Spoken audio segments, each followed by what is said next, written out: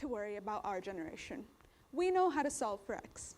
I may not know how to properly write a check or how to file for taxes, but hey, I know how to solve for X. I know how to write a 6-paragraph essay in under 60 minutes, and that mitochondria is the powerhouse of the cell. But I don't know how to buy a house, write up a resume, or what a credit score is. So, is that what you want for you or your kids? To memorize, recite, and forget? No, that's what I thought. And that's why I suggest you take an X and put it right over these terms. Because otherwise, somewhere along the road, that is one's education, they start to hate the thing they want to love the most, learning. Sometimes students put in more effort into passing and getting good grades through rote learning rather than taking that extra time to fully understand what is being taught by their teachers. And I'm going to raise my hand and admit that I've done this before. And that's to identify what X means to me. Failure. So I asked a couple people what they thought of when I said the word failure. And a couple keywords that came up were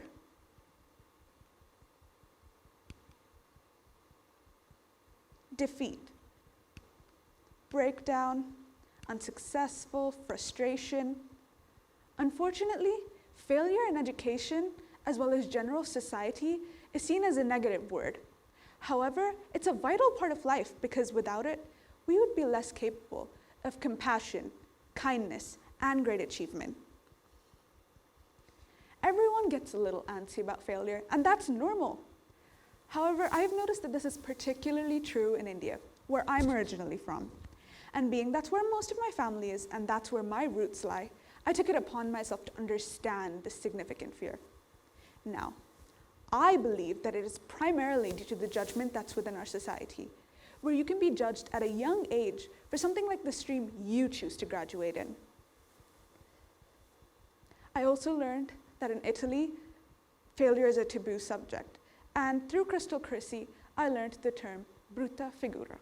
Now, this translated literally means ugly figure, but contextually means to appear in bad light. Almost gives you a reason to stop talking about failure. So I wondered if there was anything like this in India. And within moments, the phrase, log kya kahega, popped into my head. Now this translates to, what will people think? In India, we don't live as individuals. We live as representatives of our family and culture. So if you were to fail at something, it's seen as though you're failing your family and your culture. Now, I want to make one thing very clear, is that I'm just identifying a trend, because not everyone's going to fit this trend. And an example of this are my two loving parents who encourage and inspire me to try new things, take a little risk in life. But they are well aware that I will not succeed at everything I try.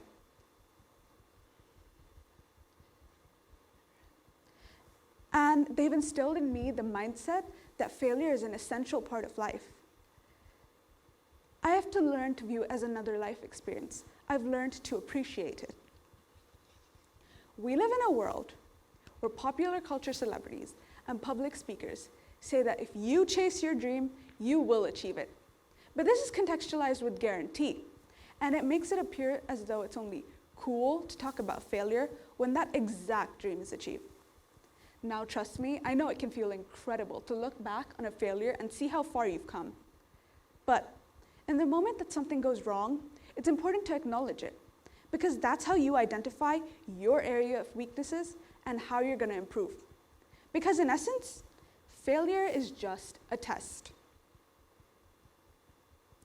And here at Sunmark, we have a positive education curriculum. And as part of this, we do talk about failure, particularly in an assembly situation where we turn to the real world, talk about celebrities, ranging from athletes to singers, and how they had once failed too. And it's great, but walking out of these assemblies, I've always wanted more explicit steps on how to process a failure. And now, as I approach young adulthood, I believe that I've garnered 3 steps that help you overcome a failure. And that's what I'm here to share with you today. I was born in Dubai and put in the British education system. And so I'm often faced with the question from family, school must be easy. And this is because in terms of my second degree family, I'm the only one that hasn't been through the Indian education system. Now this question, it truly made me feel like a failure growing up. This is because I thought, because I wasn't in a challenging enough system, my achievements weren't validated. Now, to some extent it is true that in India, the education system is more competitive.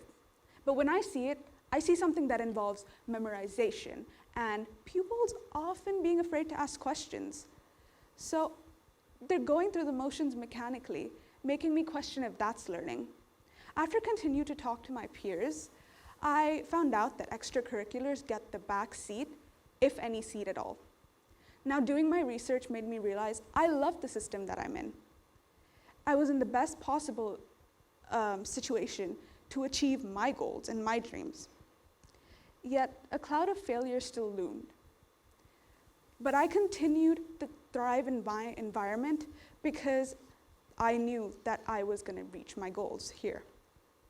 And that brings me to my first step, accepting responsibility. Now, when something goes wrong, it's really easy to look around and blame someone else.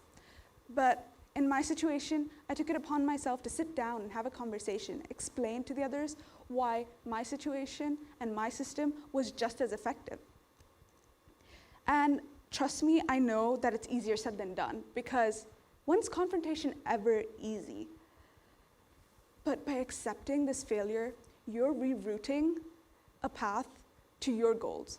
And isn't that what we ultimately strive for as individuals?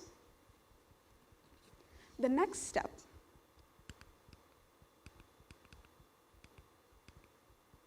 is to focus on you. As you can see, I spent a lot of time thinking about how everyone else perceives me. And if not that, I find someone else to compare myself to. And this is made so much easier today with social media, being able to blast unrealistic lifestyles. But then I take a step back and I realized I'm no exception to this, because I post my best life on social media. So if I'm capable of doing this, I'm sure that's what most people are doing, and it's my responsibility to remember that. Because my life looks great on social media. It looks like I spend my time hopping around the globe, coordinating outfits. It looks great, honestly. But my ordinary life, however, is quite different.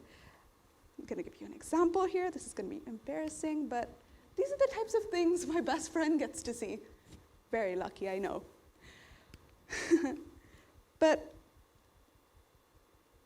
it's important to know that I obviously wasn't going to have someone take a photo of me when I was crying, because I found out that this TED Talk was going to be on the same day as a physics test. So focus on the roles you play, the standards of work you deliver. What I'm going to say now is going to sound cheesy, but keep your eye on the prize, because it would be a waste of your time to look around just to view a faux reality that was going to discourage you. The last step is to maintain a balance. I set high standards for myself. I work hard and have a very competitive spirit. I have relished in the opportunity to compete in various activities, ranging from sport to debate. But with all the pressure I put on myself, sometimes I forget to acknowledge my hard work and dedication. Sometimes you need a little bit of self-love. However, when something goes wrong, that's also my responsibility to find out how and why, and find out how I'm going to change that. Because creating this balance, finding this balance, allows you to create coherence. And that is ultimately what enables you to learn and grow. I hope that today I have reminded you, or taught you rather, that it's not about erasing your X's. It's about learning to view them as milestones, mapping out a journey to your version of success. Thank you for coming to my TED Talk.